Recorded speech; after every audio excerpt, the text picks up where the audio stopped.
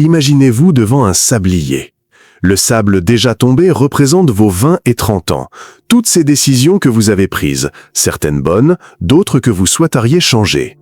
Et le sable qui reste représente ce que vous avez aujourd'hui, vos 40 et 50 ans, le moment le plus stratégique de votre vie. Nombreux sont ceux qui pensent que cette étape marque le début de la fin, mais en réalité, c'est le début de la meilleure décision financière que vous puissiez prendre.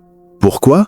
Parce que vous connaissez désormais la valeur du temps, vous comprenez vos erreurs et vous avez la lucidité qui vous manquait auparavant. Les statistiques le confirment, plus de 65% des millionnaires dans le monde ont atteint l'indépendance financière après 40 ans. Non pas par chance, mais parce qu'ils ont su transformer leur expérience en richesse et leur maturité en stratégie. La société veut vous faire croire qu'il est trop tard, que le train est parti. Mais la vérité est tout autre, c'est votre décennie la plus puissante. Vous ne partez pas de zéro, vous partez de l'expérience. Et avant de vous dévoiler les leçons qui peuvent transformer votre avenir, posez-vous une question.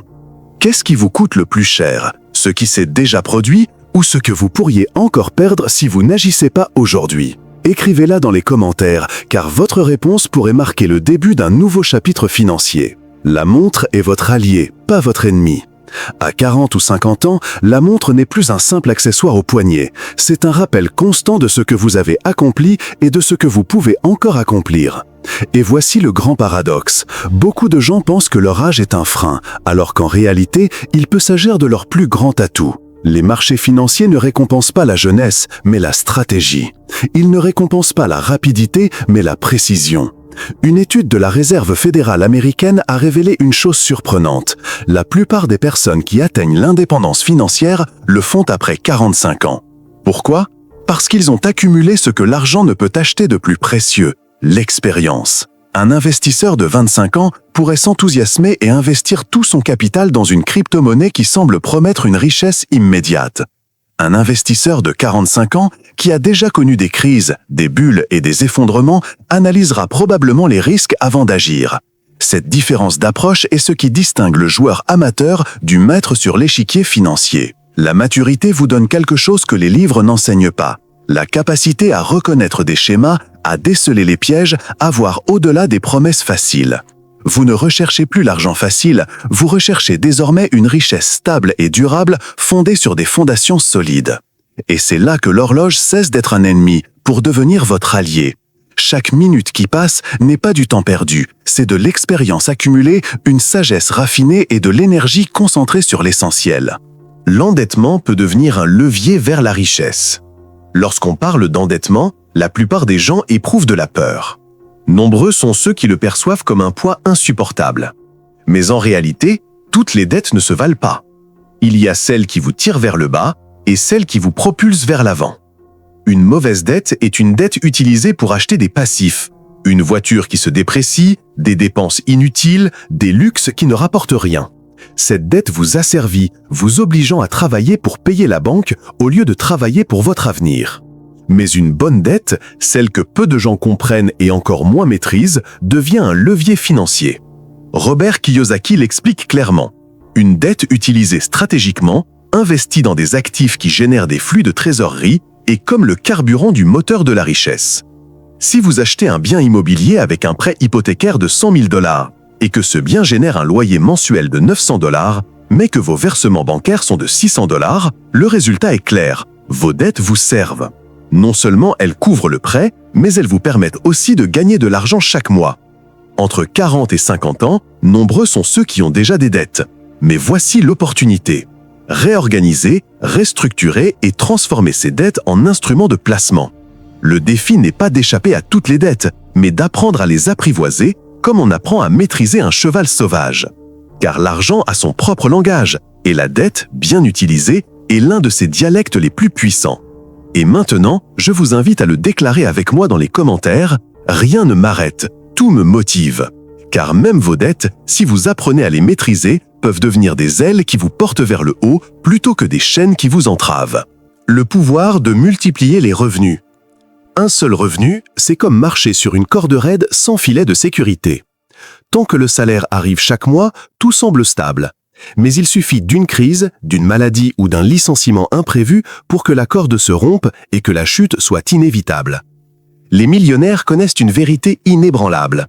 La liberté financière ne repose pas sur un seul pilier, mais sur plusieurs. Des études de CNBC Make It révèlent d'ailleurs que les personnes fortunées disposent en moyenne de 7 sources de revenus différentes. Imaginez, une source de revenus est comme une rivière. Si vous ne dépendez que d'une seule rivière, une sécheresse vous prive d'eau. Mais si plusieurs rivières coulent vers vous, l'abondance sera toujours là, même si l'une d'elles s'assèche. À 40 ou 50 ans, beaucoup pensent qu'il est trop tard pour diversifier leurs ressources, mais c'est tout le contraire. Vous avez maintenant une idée fondamentale, savoir clairement ce qui fonctionne et ce qui ne fonctionne pas. Vous avez vu des secteurs d'activité prospérer et décliner, des modèles économiques échouer et d'autres se consolider. Cette vision vous permet de choisir judicieusement où semer de nouvelles sources de revenus. Aujourd'hui, les options sont plus vastes que jamais. Des biens immobiliers qui génèrent des revenus mensuels, des entreprises numériques qui se développent même pendant votre sommeil, des investissements sur les marchés financiers qui multiplient vos revenus lorsqu'ils sont réalisés de manière stratégique, des services de conseil ou de mentorat dans des domaines où vous avez déjà acquis de l'expérience. Il ne s'agit pas de tout se lancer d'un coup, mais plutôt de construire un réseau étape par étape. D'abord une deuxième source, puis une troisième, et bientôt, votre vie ne dépendra plus d'un seul salaire. Le piège est de croire que la stabilité réside dans un salaire fixe. La véritable stabilité réside dans la multiplicité des sources de revenus qui vous protègent de toutes les tempêtes. Apprenez à décrypter les schémas cachés de l'argent. L'argent, tel un fleuve, ne s'arrête jamais. Il coule toujours, mais jamais en ligne droite. Parfois il bondit, parfois il recule, parfois il déborde, et d'autres fois il semble disparaître sous terre. Et ceux qui savent interpréter ces courants non seulement survivent, mais prospèrent. L'histoire financière est jalonnée de schémas répétitifs. Bulle après bulle, crise après crise, boom après boom. Et voici un fait choquant. 80% des grandes fortunes modernes ont été bâties en temps de crise. Pourquoi? Parce que si la plupart ont vu le chaos, quelques-uns ont vu des opportunités cachées. Considérez le marché comme un échiquier. La plupart des pièces ne voient que le mouvement immédiat, mais les grands joueurs anticipent plusieurs coups. C'est ainsi avec l'argent. Ceux qui apprennent à décrypter les tendances ne se contentent pas de réagir, ils prennent de l'avance. Par exemple, pendant la crise de 2008, alors que des millions de personnes perdaient leur maison, ceux qui avaient de l'argent liquide achetaient des propriétés à prix cassé, et 10 ans plus tard, ces investissements avaient triplé ou quadruplé. Pendant la pandémie de 2020, alors que de nombreuses entreprises fermaient leurs portes, ceux qui ont opté pour le numérique ont vu leurs revenus atteindre des niveaux inimaginables. Quand vous avez la quarantaine ou la cinquantaine, vous avez déjà vécu plusieurs de ces vagues économiques. Nul besoin de manuel, car votre propre mémoire financière est riche en leçons. Le défi est de cesser de considérer l'argent comme quelque chose de chaotique et de commencer à le voir comme un fleuve prévisible avec des marées qui reviennent sans cesse. Ce qui vous retient, ce n'est pas l'âge. Ce qui vous retient, c'est de ne pas avoir appris à voir ce qui est juste devant vous. Et j'aimerais que vous l'écriviez dans les commentaires, comme une déclaration personnelle. J'accepte le succès et le bonheur dans ma vie. Parce que c'est seulement lorsque vous acceptez que vous êtes capable de voir et de profiter de ces opportunités cachées que votre esprit commence à s'ouvrir à elles. Investissez dans ce qui ne perd jamais de sa valeur, votre esprit. Les marchés montent et descendent, les chiffres fluctuent, les devises se déprécient, les entreprises font faillite. Mais il existe un atout qui ne perd jamais de sa valeur, votre esprit. La différence entre ceux qui progressent et ceux qui stagnent n'est pas la chance, mais le savoir.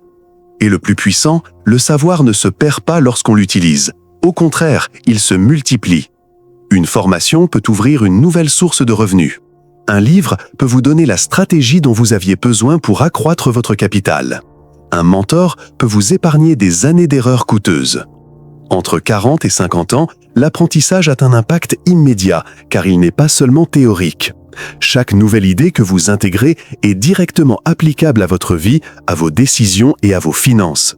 Ce que vous apprenez aujourd'hui produit déjà des résultats demain. La Harvard Business Review a constaté que les personnes qui investissent régulièrement dans la formation continue ont 47% de chances en plus de progresser dans leur carrière ou leur entreprise que celles qui ne le font pas. La raison est simple, la connaissance élargit votre vision, vous donne des outils et vous rend indispensable dans tout environnement économique. Investir dans votre esprit, c'est comme planter un arbre. Les fruits n'apparaissent pas du premier jour, Mais avec le temps, ils fourniront de l'ombre, de la nourriture et même des graines pour planter d'autres arbres. Et le meilleur dans tout ça, c'est que ces fruits profitent non seulement à vous, mais aussi à votre famille, à vos partenaires et à votre communauté. La véritable richesse commence dans votre tête avant d'atteindre votre compte en banque. Apprendre à désapprendre. Si vous souhaitez un avenir différent, il ne suffit pas d'apprendre de nouvelles choses, il faut désapprendre ce qui ne fonctionne plus. Ce qu'on nous a enseigné pendant des décennies, travailler dur, épargner à la banque et espérer une retraite sûre, est aujourd'hui un piège silencieux. Le monde a changé, l'inflation érode l'épargne, la technologie remplace les emplois et les retraites traditionnelles deviennent de plus en plus intenables. Si vous aviez laissé 10 000 $ sur un compte d'épargne ordinaire en 2000, vous en auriez environ 15 000 $ aujourd'hui, mais le pouvoir d'achat réel serait bien inférieur car l'inflation cumulée durant ces années dépasse 70%. En d'autres termes, votre argent a augmenté mais a perdu de la valeur. L'argent n'est plus protégé par la passivité. L'argent est protégé et croît grâce à des mouvements stratégiques. Il se dirige vers des investissements, des actifs, des projets qui génèrent une réelle valeur. Ceux qui s'accrochent aux anciennes règles s'y retrouvent piégés. Ceux qui s'ouvrent à la nouveauté évoluent. Désapprendre, c'est remettre en question ses croyances. Travailler plus d'heures me rendra-t-il vraiment riche? Épargner à la banque est-il vraiment sûr? La retraite est-elle vraiment une garantie de tranquillité d'esprit? Le monde financier moderne récompense ceux qui pensent différemment, ceux qui osent tourner la page sur le passé pour construire un avenir meilleur. Et je veux que vous le déclariez avec moi, car chaque mot a du pouvoir. J'accepte le succès, l'argent et le bonheur dans ma vie. En vous autorisant à désapprendre l'ancien, vous laissez la place au nouveau qui transformera votre réalité. Le réseau relationnel est plus précieux que le capital. L'argent ouvre des portes, mais les bonnes relations ouvrent des horizons. À cet âge, vous avez déjà découvert quelque chose que vous n'aviez peut-être pas compris à 20 ans. La véritable richesse ne réside pas dans ce que vous accumulez, mais dans les personnes qui vous entourent. Un simple contact peut vous ouvrir des portes vers des opportunités que l'argent seul ne pourrait jamais offrir. La recommandation d'un mentor peut vous épargner des années d'essais et d'erreurs. Une alliance stratégique peut multiplier vos résultats bien plus rapidement que si vous travaillez seul. La Harvard Business School a publié une étude révélant que 85% des opportunités commerciales sont générées par les relations personnelles. Cela signifie que votre réseau relationnel n'est pas un extra, c'est un actif financier de grande valeur. Considérez votre réseau comme un écosystème. Chaque personne est un arbre aux fruits différent. Connaissances, contacts, capital, expérience. Et plus votre forêt est diversifiée et solide, mieux vous serez protégé des imprévus économiques. À 40 ou 50 ans, vous avez déjà une longueur d'avance. Vous avez des décennies d'interactions, de relations professionnelles, d'amitiés et de collègues qui peuvent devenir des partenaires, des alliés ou des mentors. L'important n'est pas le nombre de personnes que vous connaissez, mais la profondeur de ces relations. Le capital peut s'épuiser, mais un réseau solide peut vous sortir de n'importe quelle impasse, vous ouvrir des opportunités inattendues et vous mener plus loin que vous n'auriez pu l'imaginer. Le pouvoir de l'automatisation de la gestion de votre argent. La discipline financière ne repose pas toujours sur la volonté. Se fier à sa motivation quotidienne, c'est comme dépendre de la météo. Un jour ensoleillé, un lendemain orageux. L'essentiel est de créer des systèmes qui fonctionnent pour vous, même lorsque vous ne regardez pas. Qu'est-ce que j'entends par là? Des comptes d'investissement automatiques qui mettent de côté un pourcentage de vos revenus chaque mois sans que vous ayez à prendre de décisions manuelles. Des fonds indiciels qui reproduisent l'évolution de marchés entiers, réduisant ainsi les risques et éliminant le besoin de suivre constamment vos progrès. Des réinvestissements programmés qui font fructifier votre argent de manière exponentielle grâce aux intérêts composés. Si vous mettez de côté 500 $ par mois dans un fonds indiciel avec un rendement annuel moyen de 8%, vous auriez près de 300 000 $ en 20 ans. Et le plus surprenant, c'est que 60% de ce montant serait généré non pas par votre contribution directe, mais par l'effet des intérêts composés. L'argent fructifie lorsqu'il n'est pas perturbé par vos émotions. La plupart des gens perdent parce qu'ils achètent et vendent par peur ou par euphorie. Mais en automatisant, vous éliminez la tentation d'interrompre le processus. Imaginez l'automatisation comme une machine à semer des graines. Chaque mois, elle plante des graines sans que vous ayez à le lui rappeler. Et avec le temps, ces graines se transforment en un champ fertile de prospérité. Et maintenant, écrivez-le dans les commentaires, comme une déclaration d'abondance. Je suis prospère et j'attire la richesse. Car en automatisant vos finances, vous ne programmez pas seulement votre argent, vous programmez votre esprit pour la prospérité. Soyez maître de votre temps, pas esclave de l'horloge. Atteindre 40 ou 50 ans, c'est comme regarder un sablier. On ne se concentre plus sur le sable qui est tombé, mais sur celui qui reste au-dessus de soi, et sur la façon dont on l'utilise. Le temps est, sans aucun doute, le bien le plus précieux. L'argent peut être perdu et récupéré. Une entreprise peut faire faillite et se rétablir. Mais une année perdue ne revient jamais. L'erreur la plus courante consiste à échanger du temps contre de l'argent sans se poser la question du coût réel. Travailler 12 heures par jour pour gagner plus sans avoir le temps d'en profiter, c'est comme payer un spectacle et être laissé de côté. La véritable liberté financière ne consiste pas à avoir plus de richesse en chiffres, mais à avoir le contrôle de ses journées. Vous permettre de décider quand travailler, avec qui travailler et dans quel projet investir votre énergie. Une étude de Harvard sur le bonheur à long terme a révélé que les personnes qui accordaient plus d'importance à leur temps qu'à leur argent rapportaient un niveau de satisfaction 40% supérieur à leur âge. En d'autres termes, la richesse ne réside pas dans votre compte en banque, mais dans la façon dont vous utilisez votre bien le plus limité, vos heures. Revenus passifs, diversification et automatisation ne sont pas des fins en soi. Ce sont des outils pour récupérer ce qui a le plus de valeur, le droit de vivre à son rythme. En maîtrisant votre temps, vous cessez de courir après la montre et commencez à définir votre propre rythme. Votre héritage commence aujourd'hui. La prospérité ne se mesure pas seulement à ce que vous accumulez, mais à ce qui vous transcende. Votre véritable héritage ne réside pas dans un chiffre, mais dans ce que ce chiffre génère pour votre famille, votre communauté et les générations futures. Nombreux sont ceux qui pensent qu'un héritage se construit avec l'âge, mais ce n'est pas le cas. L'héritage commence aujourd'hui, avec chacune de vos décisions financières. Chaque investissement judicieux, chaque leçon que vous transmettez, chaque graine que vous semez chez les autres fait partie de cet héritage invisible qui se multiplie au fil du temps. Réfléchissez. Si vous investissez 100 000 $ dans un fonds d'études pour vos enfants ou petits-enfants avec un rendement annuel de 7%, dans 20 ans, ce fonds dépassera 380 000 $. Ce capital financera non seulement leurs études, mais leur donnera aussi la confiance que quelqu'un a cru en leur avenir. Mais un héritage n'est pas seulement matériel. Un conseil, une valeur, un exemple de discipline peuvent être plus importants qu'un compte en banque. Les entreprises familiales qui perdurent au-delà de 3 générations ne le font pas uniquement grâce à l'argent, mais parce que leurs fondateurs ont transmis un état d'esprit, des valeurs et un objectif. Votre âge n'est pas une limite pour commencer à le construire. Votre héritage peut commencer aujourd'hui, par une décision, un mouvement, une graine qui, un jour, portera ses fruits entre les mains d'autres. Et je veux que vous l'affirmiez avec conviction dans les commentaires. Rien ne m'arrête, tout me motive. Car votre héritage n'est pas un rêve lointain, c'est une œuvre que vous écrivez déjà à chaque pas que vous faites. N'oubliez pas ceci. Votre âge n'est pas une limite, c'est un point de départ.